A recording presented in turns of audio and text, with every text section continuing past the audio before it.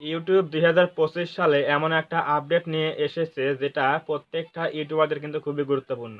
কারণ এই ভিডিওটিতে বিষয় শেয়ার করব সেটা হচ্ছে আ ডিজিটাল সিকিউরিটি কনটেন্ট পলিসি। তো ডিজিটাল সিকিউরিটি কনটেন্ট পলিসি কি? এই জিনিসটা যদি আপনি ভায়োলেন্স করেন তাহলে কি ক্ষতি হবে? এই বিষয় নিয়ে আজকে আমরা আলোচনা করব। ভিডিওটি অবশ্যই ১ম থেকে শেষ পর্যন্ত দেখতে থাকুন। কন্টিনিউ করেন তাহলে কিন্তু আপনি বুঝবেন কিভাবে এই কাজটা ঘটে বা এই ভায়োলেন্স গুলো ঘটে। সো আমরা এখন যাচ্ছি মূল আলোচনায়। তো এখন দেখুন আপনি যদি আ এই ভি প এই ভায়োলেন্সটা করেন তাহলে কিন্তু আপনার চ্যানেলে কিন্তু অনেক ক্ষতি হয়ে যাবে। যেরকম আপনার অ্যাক্টিভ কমিউনিটি গাইডলাইন চলে আসবে এবং আপনার চ্যানেলটা কিন্তু ডিলিট হয়ে যাওয়ার সম্ভাবনা আছে এই ভায়োলেন্স করলে। সো এখন আমরা দেখব যে ডিজিটাল সিকিউরিটি কনটেন্ট পলিসি এই জিনিসগুলো কিভাবে কাজ করে। সো এখানে স্ক্রিনে খেয়াল করুন আমি একটা স্ক্রিনশট দিচ্ছি বা ভিডিও দিচ্ছি এখানে। আপনারা এখানে দেখে নিন কি লেখা আছে এবং আমি আলোচনা করছি। আপনার ১ম যে কারণটা সেটা হচ্ছে মনে করুন আপনি প্লে স্টোরে কোনো একটা অ্যাপস বা কোনো একটা প্রোডাক্ট আপনি আ যেটা কিনতে হয় কিন্তু আপনি সেটাই ভিডিওর মাধ্যমে দেখাচ্ছেন কিভাবে ক্র্যাক করতে হয় এবং সেগুলো বিনামূল্যে কিভাবে ডাউনলোড করতে হয়।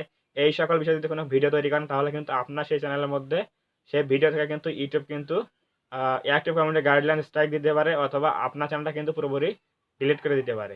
এটা হচ্ছে ১ম কারণ। ২ নম্বর যে কারণটা আছে সেটা হচ্ছে আপনি মনে করুন হ্যাকিং সম্পর্কে কোনো কিছু ভিডিও তৈরি করতেছেন বা হ্যাক কিভাবে করতে হয়, হ্যাকিং প্রসেস কিভাবে করতে হয়, হ্যাক কিভাবে শিখতে হয়, এই বিষয়ে যদি আপনি ভিডিও তৈরি করেন তাহলে কিন্তু আপনার ভিডিওটা ডিলিট হবে। পাশাপাশি কিন্তু আপনার চ্যানেলে অনেক ক্ষতি হতে পারে, স্ট্রাইক আসতে পারে এবং ডিলিট হয়ে যাওয়ার সম্ভাবনা আছে। আপনার চ্যানেলটা একেবারে রিমুভ হতে সম্ভাবনা আছে। সো এর জন্য কিন্তু আমাদের সবাইকে কিন্তু ডিজিটাল সিকিউরিটি কনটেন্ট পলিসি মেনে কিন্তু কাজ করতে হবে।